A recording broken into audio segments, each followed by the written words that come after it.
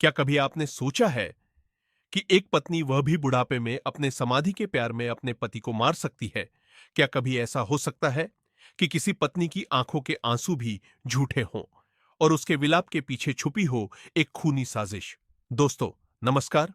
आप देख रहे हैं निर्भय रिपोर्टिंग। आज जो कहानी हम आपके सामने लेकर आए हैं, वह कोई फिल्मी स्क्रिप्ट नहीं, कोई मनगढ़ंत किस्सा नहीं, बल्कि अप्रैल 2026 में उत्तर प्रदेश के संभल जिले से सामने आई एक ऐसी सनसनीखेज वारदात है जिसने हर किसी को हिलाकर रख दिया।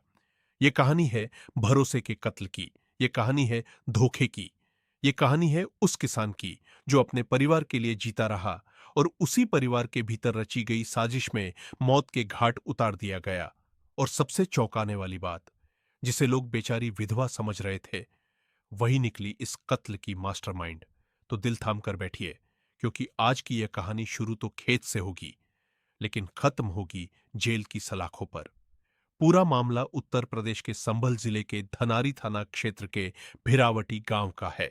एक ऐसा गांव जहां सुबह सूरज के साथ खेतों की रौनक शुरू होती है और रात होते ही किसान अपनी फसलों की रखवाली में लग जाते हैं। यह गांव मेहनतकश लोगों का गांव था। यहां लोगों की पहचान उनकी जमीन, उनकी मेहनत और उनके पसीने से होती थी। और इन्हीं लोगों में एक नाम था, नरेश कुमार। करीब 40 साल का नरेश बेहद सीधा, शांत और मेहनती इंसान बताया जाता था। गांव वालों के मुताबिक उसने कभी किसी से ऊंची आवाज में बात तक नहीं की थी। दिन भर खेतों में मेहनत करता और रात को भी चैन से नहीं सोता था, क्योंकि अप्रैल का महीना था और खेतों में लहसुन की फसल तैयार खड़ी थी। जो किसान खेती समझते हैं, वे जानते हैं कि लहसुन सिर्फ फसल नहीं, मेहनत का पैसा होता है। अगर फसल चोरी हो जाए, जानवर बर्बाद कर दे या कोई नुकसान कर दे, तो पूरे साल की कमाई डूब सकती है। इसीलिए नरेश हर रात अपने खेत पर सोता था। घर में उसकी पत्नी शीला रहती थी और 3 बेटे, जो रोजी रोटी की तलाश में दिल्ली में मजदूरी करते थे। ऊपर से देखने पर यह एक सामान्य परिवार लगता था, लेकिन अक्सर जो घर बाहर से शांत दिखते हैं, उनके अंदर तूफान पल रहे होते हैं। और इस घर के अंदर भी कुछ ऐसा ही हो रहा था। कहते हैं, रिश्ते जब भरोसे पर टिके हों तो घर बनता है, लेकिन जब रिश्ते हवस पर टिक जाए तो बर्बादी तय हो जाती है। नरेश की पत्नी शीला धीरे धीरे बदल रही थी। गांव वालों के मुताबिक कुछ समय से उसके घर एक आदमी का आना जाना बढ़ गया था। उसका नाम था सतपाल। अब यह कोई अजनबी नहीं था। रिश्तेदारी में सतपाल नरेश और शीला का समधी लगता था, यानी समाज में सम्मान वाला रिश्ता। लेकिन कई बार सबसे बड़े अपराध वहीं से शुरू होते हैं जहां लोग शक करना छोड़ देते हैं। बताया गया कि सतपाल की पत्नी की मौत हो चुकी थी। वह अकेला रहता था। शुरुआत में लोगों ने सोचा, रिश्तेदारी है, आना जाना स्वाभाविक है। लेकिन धीरे धीरे बातें बदलने लगी। जब नरेश खेत में होता, तब सतपाल घर पहुंच जाता। जब गांव सोता, तब मोबाइल पर लंबी बातें होती। जब पति मेहनत में डूबा था, तब पत्नी किसी और के करीब जा चुकी थी। और यही नजदीकियां जल्द ही अवैध संबंधों में बदल गई। गांव में बातें छुपती नहीं, धीरे धीरे कानाफूसी शुरू हुई। कुछ लोगों ने नरेश तक इशारे पहुंचाए। पहले तो नरेश ने यकीन नहीं किया होगा, क्योंकि आदमी दुनिया पर शक कर सकता है, अपनी पत्नी पर नहीं। लेकिन जब सच सामने आया तो उसका दिल टूट गया। सोचिए, एक पति के लिए इससे बड़ा दर्द क्या होगा कि उसकी पत्नी का संबंध किसी और से हो, और वो भी अपने ही समधी से। नरेश ने विरोध किया। घर में झगड़े शुरू हुए। उसने शीला से कहा कि सतपाल से मिलना बंद करे। उसने सतपाल के घर आने पर रोक लगाई। उसे लगा कि वह अपने घर को बचा लेगा, लेकिन शायद वह यह नहीं समझ पाया कि जिन लोगों की नीयत बदल चुकी हो, उन्हें समझाना आसान नहीं होता। उधर शीला को नरेश अब पति नहीं, रास्ते का कांटा लगने लगा, और सतपाल उसे पूरी तरह पाना चाहता था। फिर दोनों ने मिलकर वह फैसला किया जो इंसानियत को शर्मसार कर दे। 14 अप्रैल 2026, मंगलवार की शाम। गांव में सब कुछ सामान्य था। नरेश दिन भर खेत से लौटा। शायद थका हुआ था, शायद उसे अंदाजा भी नहीं था कि यह उसके जीवन की आखिरी शाम है। घर में शीला ने सामान्य व्यवहार किया, खाना परोसा, बातचीत की, सब कुछ ऐसा जैसे कुछ हुआ ही ना हो। लेकिन अंदर ही अंदर मौत की पटकथा लिखी जा चुकी थी। रात हुई। नरेश ने टॉर्च उठाई, लाठी ली और रोज की तरह खेत पर रखवाली करने निकल गया। उसने पत्नी से कहा होगा, सुबह आ जाऊंगा, लेकिन उसे क्या पता था वह सुबह कभी देख ही नहीं पाएगा। नरेश खेत पहुंचा, चारपाई पर लेटा, दिन भर की मेहनत से जल्द ही सो गया। उधर घर में शीला ने इंतजार खत्म होते ही सतपाल को खबर दी। योजना साफ थी, आज ही रास्ते का कांटा हटाना था। रात गहरी थी, पूरा गांव सो रहा था, खेतों में सन्नाटा पसरा था, और उसी सन्नाटे को चीरते हुए दो परछाइयां नरेश के खेत की तरफ बढ़ रही थी। एक थी उसकी पत्नी, दूसरा था उसका प्रेमी। चारपाई पर सोया नरेश बेखबर था। उसे नहीं पता था कि जिन कदमों की आहट आ रही है वे मौत की आहट है। फिर अचानक हमला हुआ। सोते हुए इंसान पर वार करना कायरता की निशानी होती है। नरेश संभल भी नहीं पाया, उसे दबोच लिया गया। उसने हाथ पैर मारे होंगे, जान बचाने की कोशिश की होगी, शायद उसने पत्नी को पहचान भी लिया होगा, शायद उसने पूछा होगा, शीला, तुम? लेकिन हवस के अंधे लोग उस समय इंसान नहीं रहते।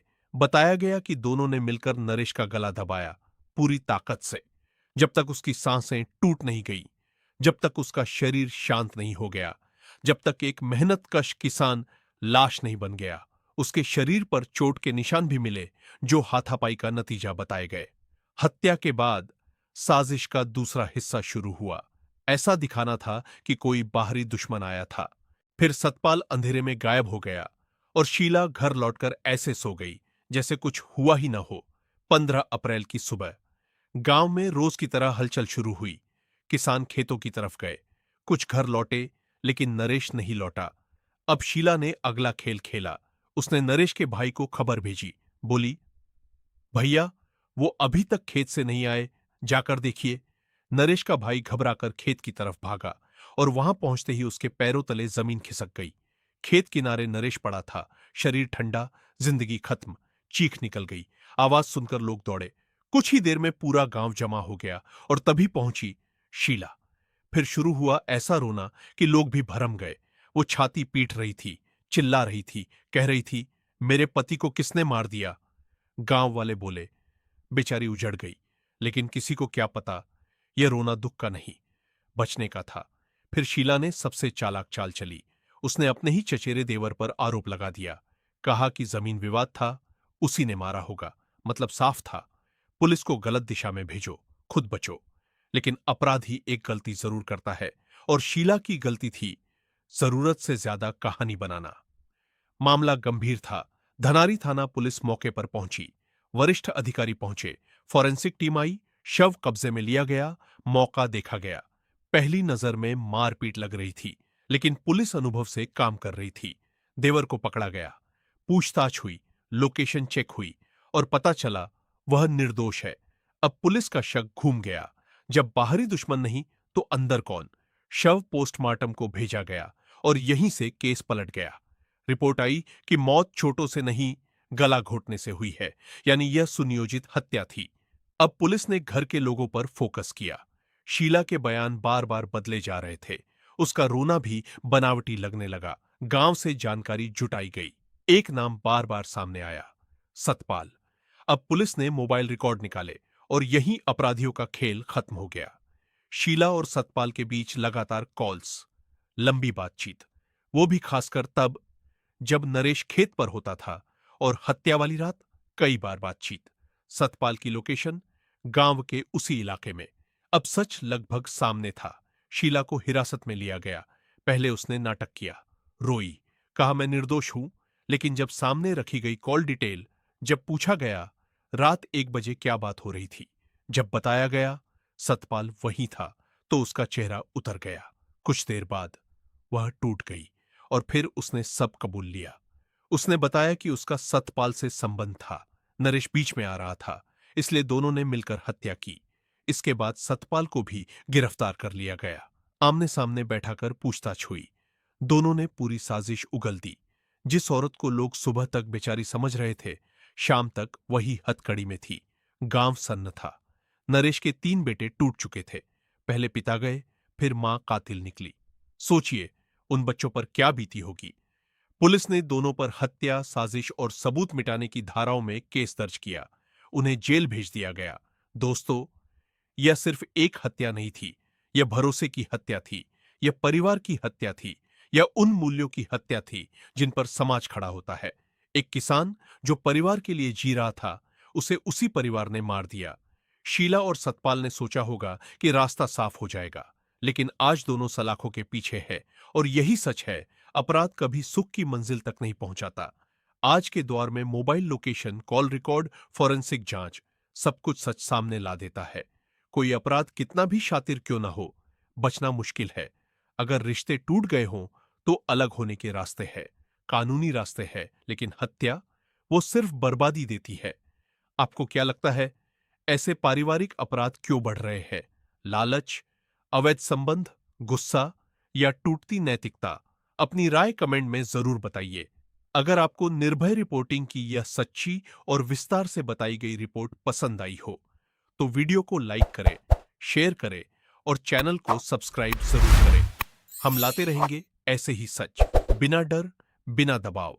तब तक अपना और अपने परिवार का ख्याल रखिए, सतर्क रहिए, सुरक्षित रहिए।